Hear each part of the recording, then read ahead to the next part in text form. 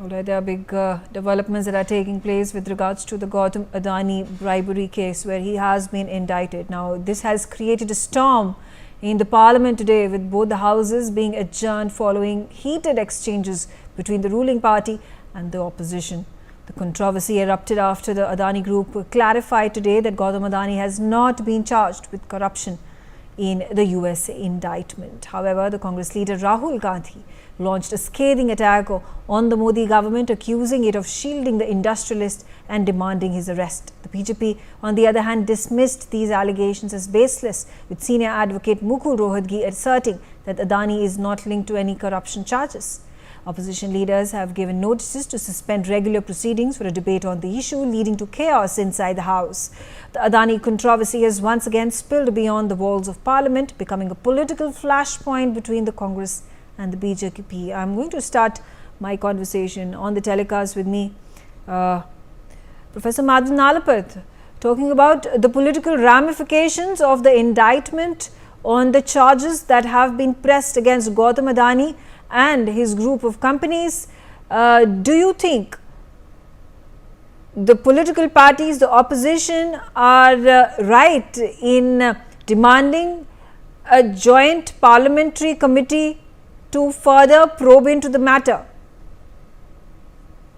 If you look at the history of JPCs, it's much ado about nothing. You know, a lot of travel, a lot of expense, and finally a report that nobody reads. So frankly, one more JPC is only going to add to the budget deficit and nothing more. I want to say, Megha, something quite disturbing, and that is this effort basically at trying to, malign and basically, to almost drive out of political life Prime Minister Modi. We have seen that happen. Now, Prime Minister Modi is the architect, for example, of the India-US strategic alliance. He is also the architect of a policy of continuing to be friendly with Russia. A very, very good balancing act, which is in the interest, frankly, of the whole world.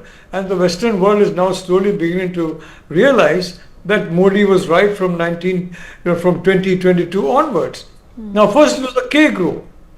They tried to link Modi, Jaishankar, Doval. And remember, it is Jaishankar and then, of course, Doval who really helped Prime Minister Modi in forging this very strong strategic alliance with the United States.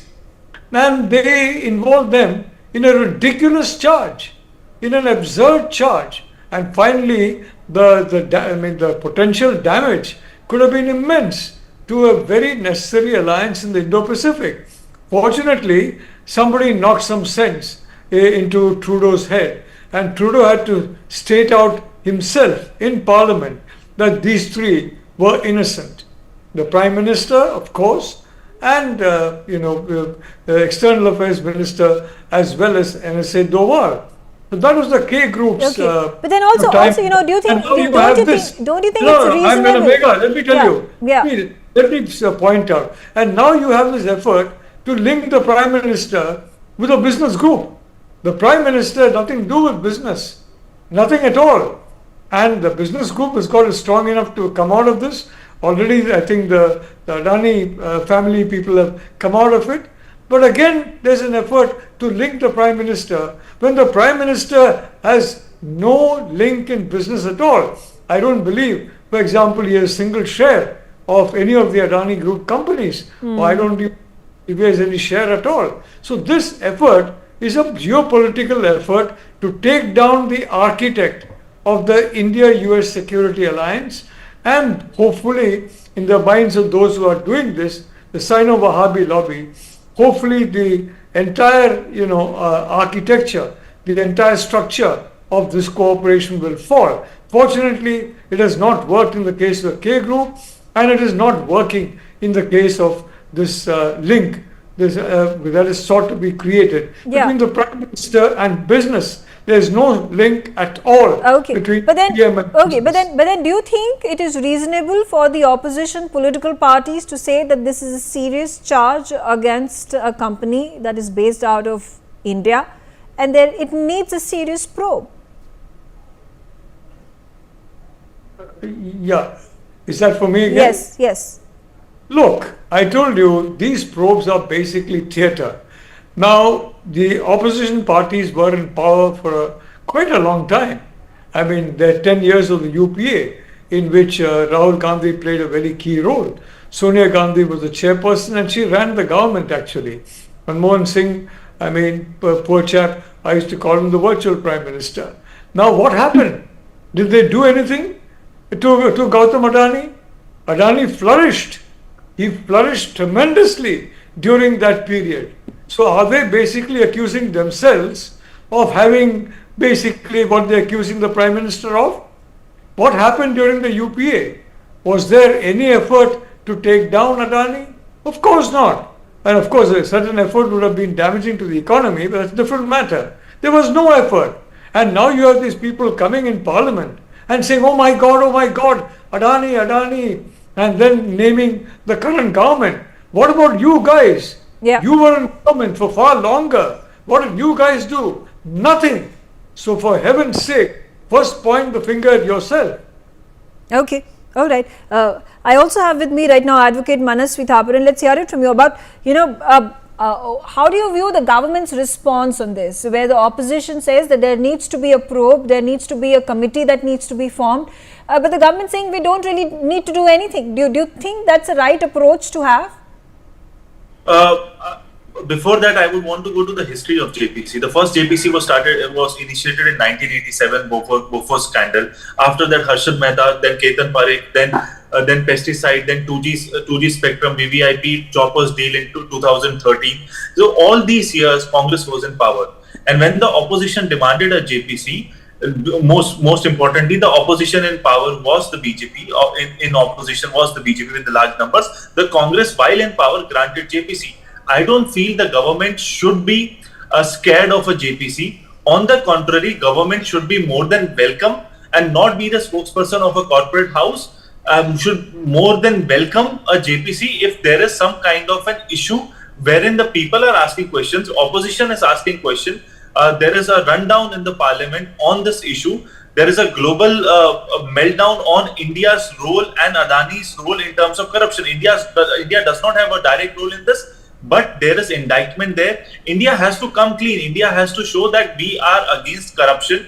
We are against such kind of allegations and we need to probe it. There's nothing wrong in some probe if it happens. On the contrary, with the probe, it shows the will of the people. When we want to attract foreign investors in our country, we have to have a plain field for them that India is corruption free. So our market, our country is on the black spot because we are some way boycotting JPC. While JPC should be, if Adani is clean, he's going to be clean. If Adani is not clean, he's not going to be clean. Okay. But then do you think the opposition comes across as somebody who's reasonable? Because do you think there should be at least some suspicion that needs to be acknowledged by the opposition parties over the motives of the US prosecutor's office in indicting Gautam Adani?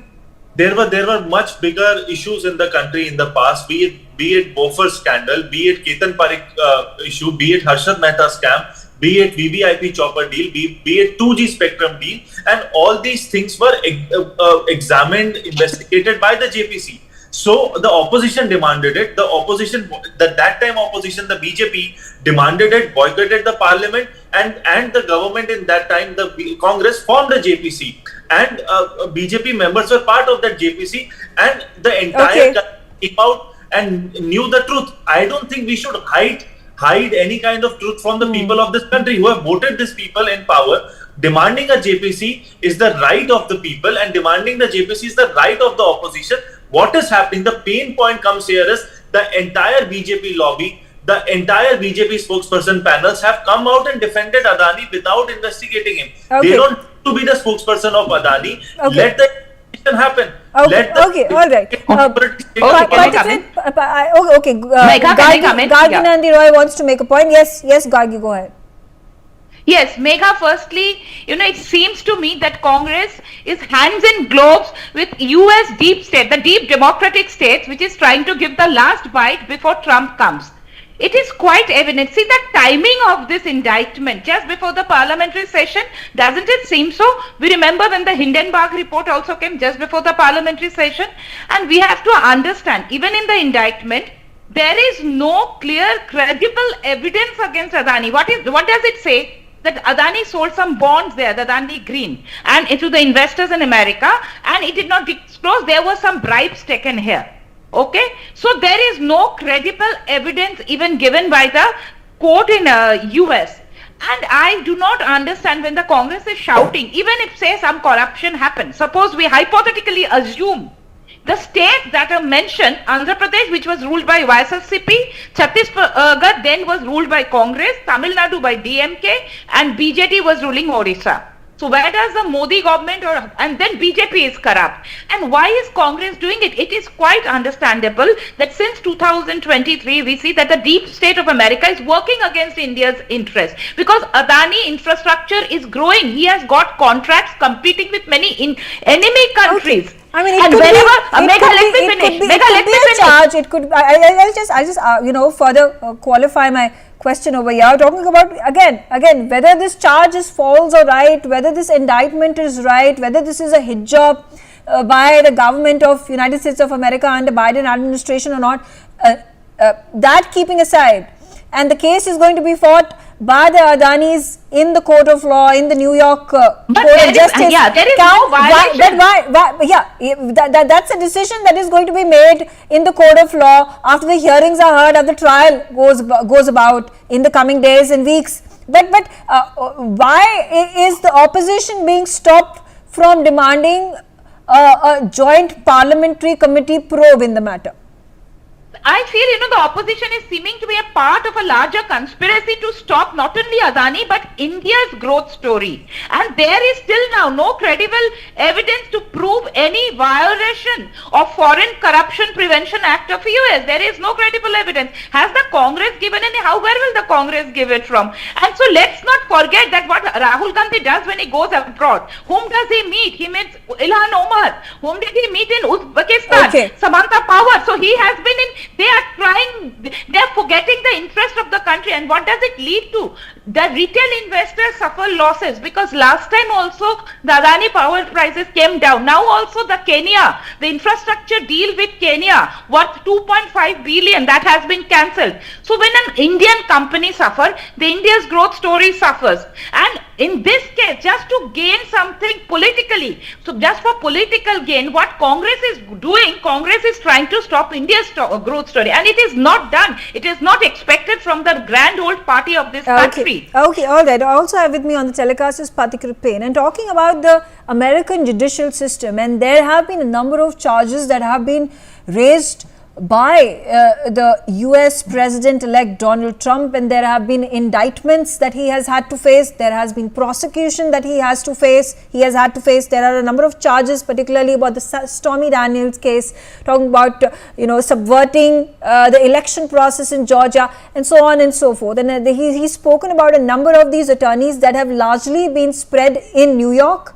in the New York district attorneys and the public prosecutors, or in Georgia. Do you think there could be a link over here where incidentally it is the same public prosecutor in the New York Court of Justice that has come out with this 54-page indictment against the Adanis? Megha, nowadays when a parliament session starts and nothing comes out against the Adanis from the American media, people get surprised because how come it is that a session is coming and nothing against Adani has been spoken about? Let me tell you one thing which people must understand. American courts are highly politicized. And let me tell you what, unlike in India, the federal judges in United States are appointed by the Senate Judicial Committee, which means the sitting president has a lot of stake in who becomes a judge. Recently, Biden administration was trying to appoint 5 judges. This is what Trump stated. The Democrats are trying to stack the courts with radical left judges on their way out the door. and Republican senators need to show up and hold the line. No more judges confirmed before inauguration day. Inauguration day is the 20th of January 2025. On the Stormy Daniels case, let me tell you what Trump stated about Manhattan District Attorney Alvin Bragg. He stated that this Alvin Bragg is a radical left George Soros-backed prosecutor. This is where we are right now. I have a Trump-hating judge with a Trump-hating wife and a family whose daughter worked for Kamala Harris and now receives money from the Biden-Harris campaign. Look, I would have still given some credibility to these allegations had there not been any hit job by the Hindenburg before this. Had there not been an issue where George Soros comes up and says that he hopes that the allegations against Adani will lead to Modi's hold on the government getting weakened. I mean, what is going on? This is literally a hybrid war. You are trying to impact India's economy. And let me tell you two things which is important. You know, the Kenya was given a major non-NATO ally status in the May of this year by Biden administration, and by November they cancelled the deal. I mean, can you understand the coincidence, which is too much? And let me also state this. The biggest problem they have with India is its strategic autonomy. Now, the strategic autonomy where we refuse to be a subservient state of the Americans, we refuse to go to the war, because when the Americans tell us we refuse to take oil, we refuse to go by the American dictums on sanctions on Russia. That is the problem they have. And strategic autonomy comes from strength of your strategic economy. The level of proficiency the Adanis have developed in creating ports, and they manage multiple ports across the world. Look at the footprint they're creating for India on this, whether it is green hydrogen, whether it is renewable energy, whether it is port infrastructure. They are investing $35 billion in the next 2 years. Are we going to give it up just because one buffoon over there in America put up a case? And this is what they want to hit us with. And Adani will not be the first company, it will not be the last company which they will try to hit. This is what is going on. And two last points, if just give me 2 minutes more. First and foremost, there is something called the Thucydides trap, which means when an emerging power comes up, an established power will try to get into a war. Today's era, you don't have war physically, but all these things happen. Now, America in the last 4 years have tried to pin India down by using indexes where they show us worse than Pakistan in hunger index, worse than sub-Saharan Africa in democracy index, worse than Afghanistan in press freedom. And are we to believe that? And most of these are backed by George Soros. Okay, all right. So what are we getting you made your point. Professor Madan Alpat, again, you're talking about the US judicial system, which seems to be acting like a super cop over here, unilaterally adjudicating countries and governments and companies across the globe. There was a point in time just a few months ago, which was also a startling statement that came from the US State Department, spoke about how it hoped and prayed that the Indian judiciary was fair and speedy in its trial against Arvind Kejriwal when he was behind bars. This was during the Lok Sabha election period. It's also interesting, a contrast, the way the judiciary in our country is revered and looked upon as the last voice in any sort of conflicting issues between the legislature and the executive. On the other side, in America, we've seen this mudslinging matches taking place between the judiciary and the politicians. The latest the latest example, of course, being about Donald Trump. How do you compare the American judicial system versus the Indian judiciary? Well, I'd like to say that we have a judicial system that is really good, and which frankly the whole country can be proud of. There's no question about it. As for the United States, if you check my columns, I mean, for years I've been talking about the infiltration of Sino-Wahhabi lobby, that is radicals and pro-CCP elements infiltrating into the United States extensively. And you're seeing them in the last 2 months of the Biden administration. I think Joe Biden is now, frankly, his hand is not on the wheel anymore. It was never very much on the wheel, but now it's fully off the wheel. And these little lobbies are now becoming, power centers of their own. And they are exercising that power in an effort to try and promote the interests of their patron. Because Tusi stamp, that does not apply to India and the United States. It applies to the United States and China, by the way. That's been talked about very extensively, as I'm sure Patikrut also knows. I mean, he's quite a brilliant analyst in many ways. So I simply want to say, Megha, that this is a very, I mean, as far as this case is concerned, the Adani brothers have been taken off, which is itself a big show of basically, if I may say so, a lack of concrete evidence. And possibly, it is, I mean, you have very strong denial from the Adani Group. They know the United States system. They know that prosecutors don't like, media commenting on their cases, especially outside the United States. They have gone ahead because I'm sure they believe they are a very strong case. So I'm quite confident that they will come out of it with flying colors. Okay.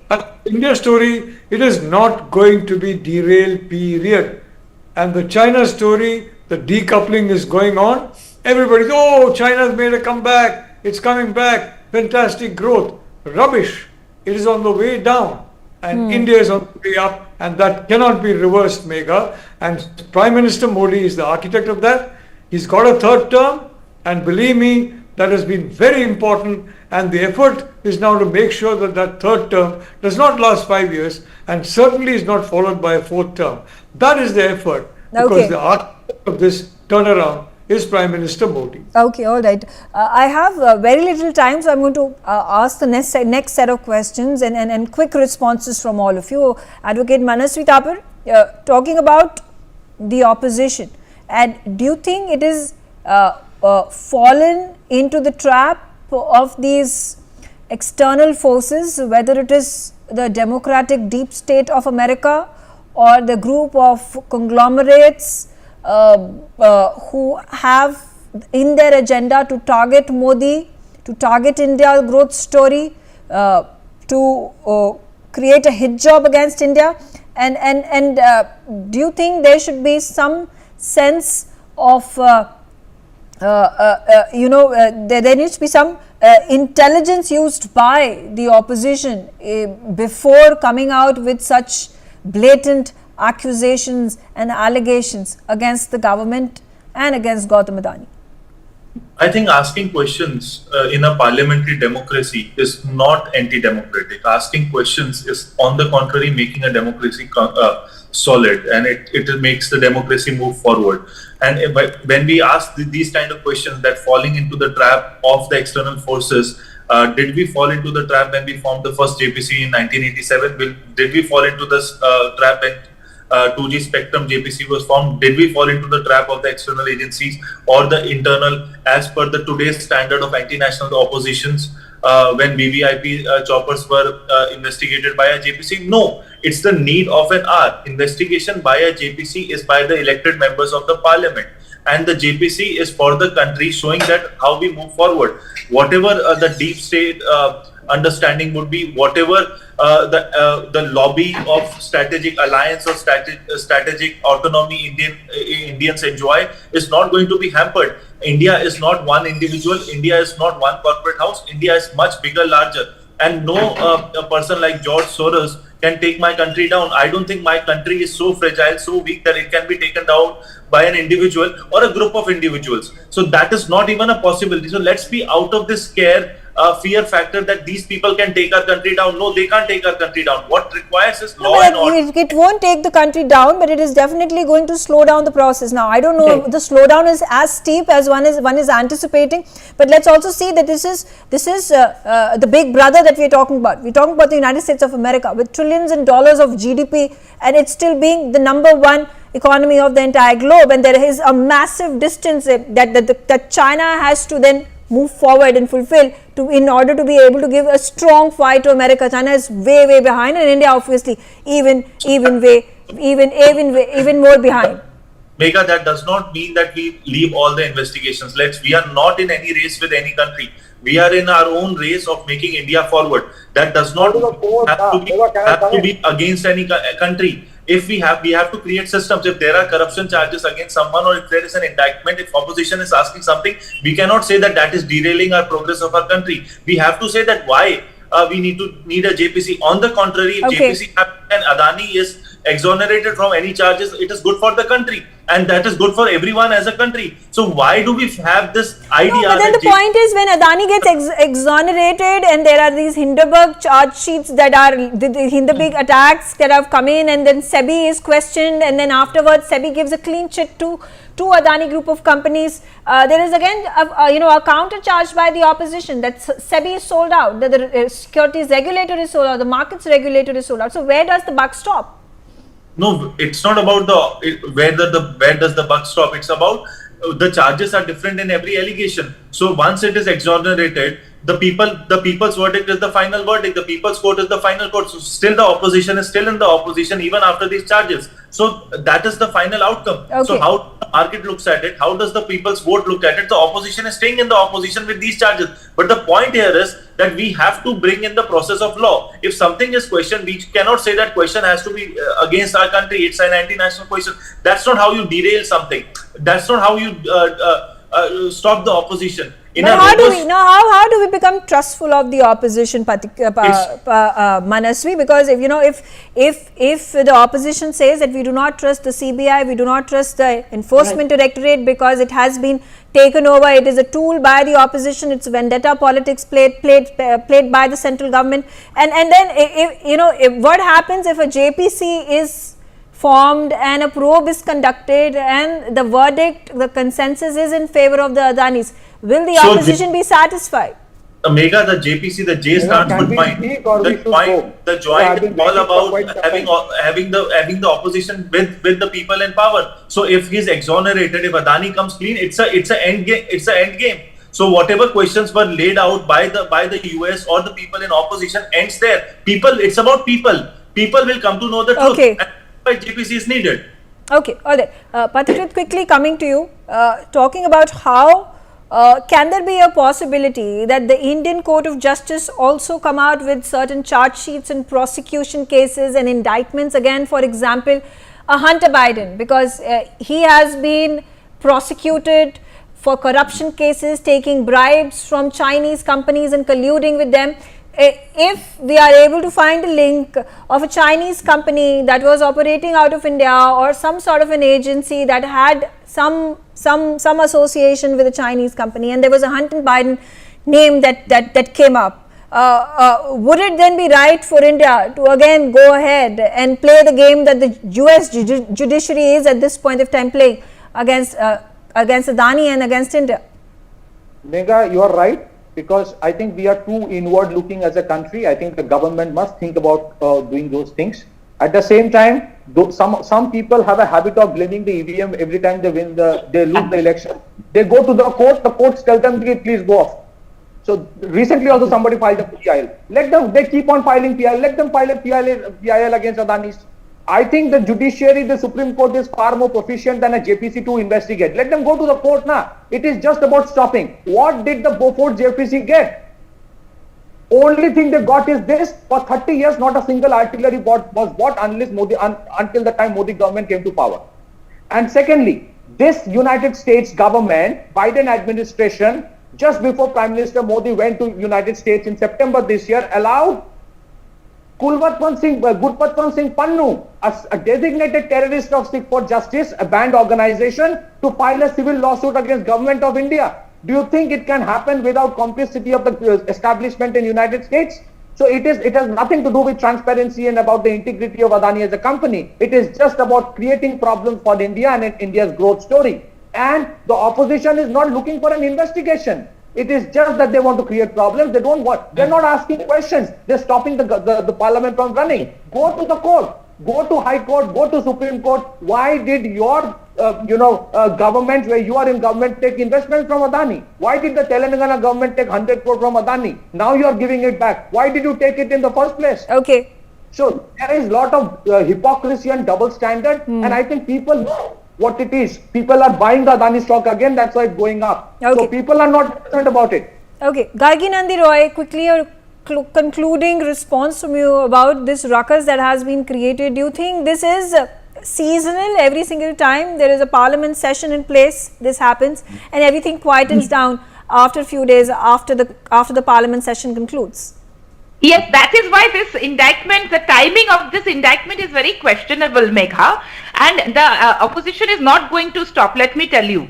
In a thriving democracy, the job of an opposition should be constructive criticism, and which should be aimed at the growth of the country. But here the opposition has become a compulsive contrarians. They have to oppose everything, even something which is good for the country. They don't realize that the infrastructure business in which Adani is growing, if he is growing, the country's economy will grow. They don't understand that. So that is the problem, and they will keep on bringing, and to get power, because the problem with the Congress is, the Congress is they feel they are entitled to rule this country, and because of this, that feeling of entitlement, they can't accept.